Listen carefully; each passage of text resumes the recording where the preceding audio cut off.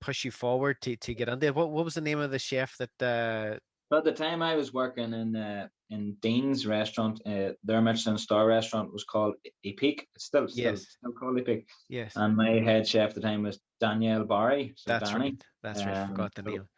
me and Danny been friends for a long time, and then I suppose as chefs go, probably the most influential on my career, and definitely would say I learned the most under her.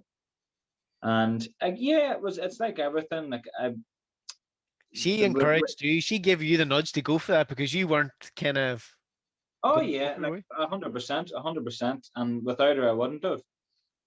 I'd heard of the National Chef of the Year competition. I'd done by the time it rolled around, I'd done a couple of like a lot of regional competitions here and done Mm-hmm. well. And at that stage, I'd been on like BBC MasterChef Professional, so I'd done a good bit, but I'd kind of there's part of me was a bit like, right, that's enough of that. And I was kind of happy enough to just work. I guess I kind of Yes, did feel like yes. I was maybe kind of like avoiding just doing a bit of graft. Mm-hmm. And so that was why I was like, I was very happy to be working for Danny, because you were like, you were doing long hours and grafting, but you knew it was for not so much for a good cause, but you knew you were developing and you were growing yourself. Yes. And I'd heard of National Chef of the Year. I'd seen like the winners in previous magazines. I'd seen that like the caliber of the judges, but I didn't even really know how you entered. And she just happened to just rock up one day. And she was like, "Here, look at this. Entries are open. What do you think?" And I think just because there was a bit of time, I think at the time, like the restaurant, it was in a bit of its kind of quieter kind of season. Yep. There was just an opportunity. I was like, well, you know what? It'll be a bit of crack. That's kind of again how we looked at it. I was like, look, we'll get a wee trip across the water. You know, the company will pay for it. It'll be a bit of something. And Yeah. it was a bit of a change. I was like, sure, this is fine. Like there was me, Danny, and then you need like an assistant, like a commie, it's called. And with this really great wee guy called Stuart. I was like, fuck, sure, the three of us will have a fucking awesome time. And that was like, like, but there was no real like, oh, we'll Yeah. do, there was a bit of action. We'll give it a lash, that whole Yes. Irish Yes. mentality. Yes. But a bit like everything, once I kind of put my teeth into it, and you had to write a menu, and I was like, fuck, Mm. you know what? I'd read it, and you had to design it, and I was like, this is fucking sharp. Like this is good. Like nobody's gonna have thought where I'm thinking on this, and went over. There was a semi final and in Sheffield, and again, fucking thought it was the dog's bollocks.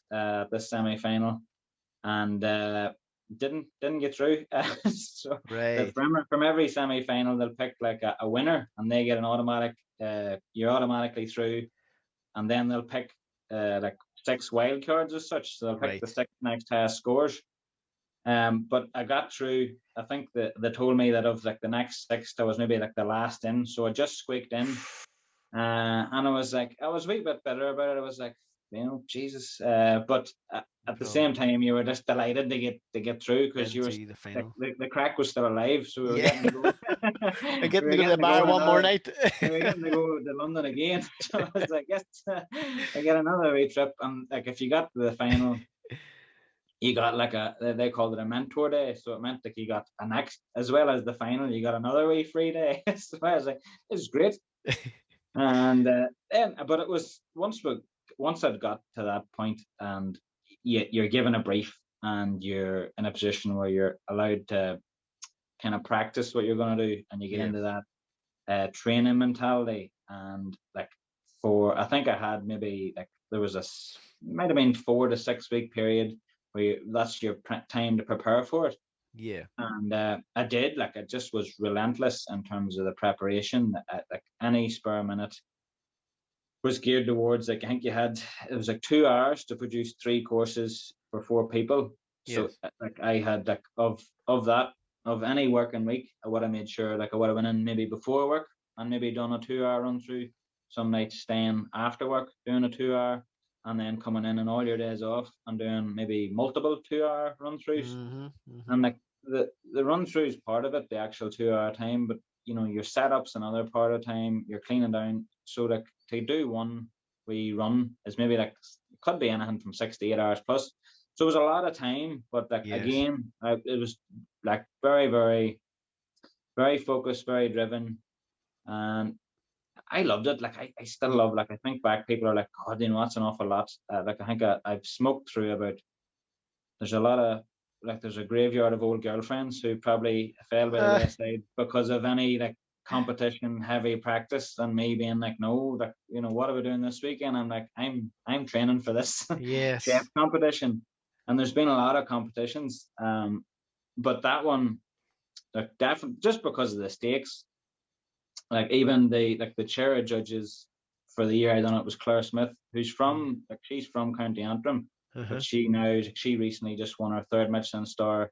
She has a restaurant in London, so because there was even that connection, like you were like, right, well, you don't want to, not that you would embarrass, well, you didn't want to embarrass yourself for a start, Yeah. Yeah. but you didn't want to kind of embarrass her if there was any kind of like we like Northern Ireland club in it together. We would you Yes. just wanted to make sure you give a real good account of yourself. And like of the 10 finalists, like there was like very, very strong guys. Most Hmm. guy, I think I was the only guy there who I was a sous chef. Everybody else might have been a head chef, and everybody else Wow. had a Michelin star. Like a lot of pedigree. But for me, like I was part of like I saw that as an advantage. Yes. Did they give you any feedback as to why you picked and why you got the award or from your Yeah, well, like the way they said, like, so it's just a scoring system. So they'll score the starter, they'll score the main, they score the dessert, and they were like, look across the board, like you were, I think, I can't remember, I think like the highest score they awarded that day was from my main course, and then I think in terms of like say the starter, I think they said I was like the second or third highest, and the right, same with okay. dessert. So you were like, Yes. you'd won the main, and then you were in the top three for the other two, and it's all about kind of consistency. Yeah. But they said like they did say, and it's not that I want to be talking shit about anybody else. They did Yeah. say, and it does happen in other years. Most people fail to put up like three consistent dishes. A lot of chefs will put up a really strong starter, a really strong Yes. main, a really strong dessert. Some of them were able to put up two, but a third dish might let them down. But they were like, look, for your three dishes, you were thereabouts for every course, Mm-hmm. and that they have said, look, that's usually like what separates the winners from the losers. Yes. And like they had said, look, it was a pretty clear, decisive victory. Like nobody else was near you, which was That's good to hear. very good to hear. But I kind of feel like if you do a competition where eh, you're the only person from Northern Ireland, you're not really renowned as such. You're not a head chef. I think for you to win, you have to. It has to be a very clear decision. I think if it's Okay, ever yes. close, and I've kind of learned that in the past, if it's in any way close, you don't you don't get the rub. Right. So I had that in my head going in, and that was part of like the process. Was right have that was part of my mindset was do three dishes that are Yeah. all very don't like saying easy, but do three simple dishes that you know that even on your worst day Yeah. you're gonna be able to do them pretty good. Yes. And It seemed to because I just work. had it, I had this. There's plenty of fuck ups. Like there's so many. Like people laugh. They're like, "Well, did anything go wrong?" And looked like everything was fine. And you're like, "No, was it bollocks?" Like, but I think on the day, like our electric blew, and I burnt a couple of things, and we done some like a calamity and Well, stuff. But you have to because you got it's like through it. everything. You just well you my mentality is usually just to act like everything's okay. It's to kind of fake it because if they come over and if they see you flustered, they kind of remember that. And Mm, even I've even come full circle. I know like judge competitions, like for say junior chefs, and you do if you see a chef like flustered, it stands out when you come to kind of mark. You're like, oh well, he wasn't in control. Because I think that's a big part of it. yeah, Where when you yeah, see like somebody who's quite confident and they do just look like they've got their shit together. That you yeah, remember that. yes. Sometimes you remember that as much as you remember how their food tasted. Mm-hmm. But no, look, it was definitely the pinnacle of my career. It was it's a fond memory. It was a massive kind of scalp to get, and since then, just a lot of really good memories. Yes. It gave me a lot of opportunities. It It's quite got an to see. achievement. It is the one. I think Gordon Ramsay won it as well. Yeah, Whenever he entered that competition.